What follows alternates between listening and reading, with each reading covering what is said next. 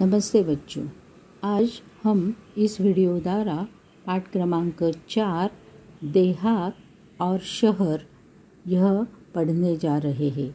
देहात और शहर यह पाठ क्रमांक 4 लेखक अभिषेक पांडेय जी ने लिखा है। प्रस्तुत पाठ के माध्यम से हमें लेखक यह बताना चाहता है कि देहात और शहर के अपने सुख दुख एवं बढ़ती हुई जनसंख्या के अभिशाप पर अनेक सुझाव इस पाठ में लेखक ने दिए हैं। चलिए देखते हैं। प्रिय मित्र शहर, नमस्कार। कल तुमसे बात हुई, मेरे सुख दुख के संबंध में पूछा। धन्यवाद। बहुत सारी बातें मन में है, सब कुछ दूरध्वनि पर कहना मुश्किल है। सोचा पत्र ही लिखूं। अब मैं अपना दुखड़ा क्या रोऊं। चलिए इस बार कुछ अच्छी बातें भी तुमसे साझा करता हूँ। डिजिटल क्रांति का थोड़ा असर हमारे गांव में भी दिखाई पड़ने लगा है। मोबाइल के माध्यम से नित्य नवीन सूचनाएं हम तक पहुंचने लगी है। स्वच्छ ग्राम स्वस्थ ग्राम परियोजना घर घर तक पहुंच गई है। ग्रामजन भी शिक्षा, स्वास्थ्य, रोजगार, खेती के नवीन औजारों और आधुनिक खेती की पद्धतियों को थोड़ा थोड़ा जानने लगे हैं। घर घर में शौचालय जैसी सुविधा के प्रति लोग जागरूक हैं। हालांकि कुछ परेशानियां अब भी वही की वही है। पीने का पानी लाने के लिए दूर दूर तक जाना पड़ता है। मेरे यहाँ विद्यालय तो है, पर उनमें आवश्यक सुविधाएं नहीं है। महाविद्यालय तो हमारे घर से गांव से बहुत दूर है। तुम्हारे बारे में सोचता हूँ तो लगता है कि तुम्हारे पास अत्याधुनिक और अच्छी सुविधाएं, विकसित तकनीक है। तुम्हारी दिन दूनी रात चौगुनी उन्नति हो रही है। तुम कितने सुखी हो। यातायात के आधुनिक साधन, पक्की चौड़ी सड़कें, बड़े बड़े शॉपिंग मॉल और 24 घंटे बिजली की सुविधा तुम्हारी शान में 4 चांद लगा देती है। कभी कभी मन बहुत उदास हो जाता है। एक ज़माना था जब मेरे यहाँ बहुत खुशहाली थी, चारों तरफ हरियाली थी, पर अब पहले जैसी रौनक नहीं रही। मैं असुविधा, बेरोजगारी, आपसी झगड़े, गुटबाजी, अशांति जैसी समस्याओं से घिरता जा रहा हूँ। यहाँ के कुछ अशिक्षित और अल्पशिक्षित लोग परिवार कल्याण के प्रति आज भी उदासीन है। जनसंख्या भी बढ़ रही है, उनके लिए यहाँ काम धंधा नहीं है। रोजगार की तलाश में लोग शहर जा रहे हैं। यहाँ काम के लिए मजदूर नहीं मिल रहे हैं। शहरी चमक दमक और आधुनिक सुविधाओं की ओर आकर्षित होकर लोग मुझे अकेला छोड़कर तुम्हारी ओर दौड़ रहे हैं। यहाँ स्वास्थ्य सुविधाएं भी नहीं है। बीमारियां है, पर पर्याप्त मात्रा में सुसज्ज और अच्छे अस्पताल नहीं है। लोगों को ठीक समय पर दवा नहीं मिल पाती है। मेरा परिवार टूट सा रहा है। बताइए मैं क्या करूं। तुम्हारा मित्र देहात। इस प्रकार देहात ने शहर को अपने बारे में लिखा है। अच्छी और थोड़ी सी बुरी, ऐसी दोनों भी उनकी जो है बाजू, वो उन्होंने यहाँ पर शहर को बताई है।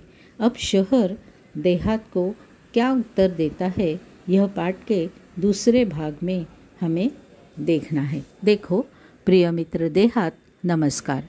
आज स्वतंत्रता दिवस है। इस उपलक्ष्य में हार्दिक बधाई। पत्र मिला, तुम्हारी प्रगति के बारे में जानकर खुशी हुई। मित्र, परिवर्तन सृष्टि का नियम है। भला तुम्हारी स्थिति क्यों न बदलती। धीरे धीरे और भी विकास होगा। धीरे धीरे रे मना धीरे सब कुछ होए। माली सींचे सौ घड़ा ऋतु आए फल होए। माना कि कुछ परेशानियां हैं।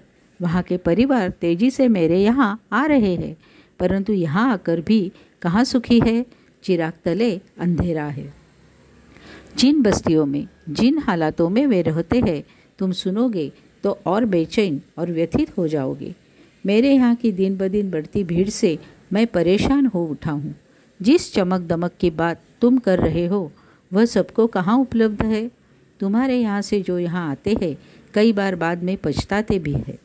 मैं चाहता हूँ कि तुम अपने लोगों को समय रहते अपना महत्व समझाओ। छोटा परिवार सुखी परिवार की बात अब उनकी समझ में आ जानी चाहिए। तुम उन्हें बुराइयों से दूर रखकर विभिन्न व्यावसायिक कौशलों, कंप्यूटर संबंधी जानकारी विकसित करने की तरफ ध्यान दो। खेल तो ग्रामीण जीवन की आत्मा है। दौड़ना, तैरना, पेड़ों पर चढ़ना उतरना तो वहाँ के बच्चों की रग रग में बसा है। आज कितने विख्यात खिलाड़ी गांव से ही आगे बढ़े हैं। उनको प्रोत्साहित करना तुम्हारी नैतिक जिम्मेदारी है। खेल संबंधी मार्गदर्शन देकर हमारा देश अंतर्राष्ट्रीय स्तर पर प्रगति कर सकता है। अपने गांव को एक परिवार समझकर उसे विकसित करने का प्रयत्न करना होगा।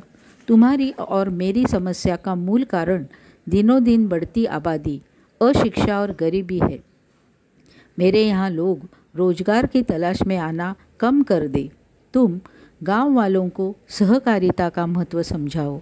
सहकारिता पर आधारित छोटे छोटे व्यवसाय तुम अपने यहाँ शुरू करवाओ ताकि कृषि आधारित अनेक लघु उद्योग, फलोत्पादन, औषधीय वनस्पतियों की खेती, पशुपालन जैसे अनेक व्यवसाय शुरू किए जा सकते हैं। अरे देहात भाई, कितने भाग्यशाली हो कि तुम प्रदूषण मुक्त वातावरण में रहते हो।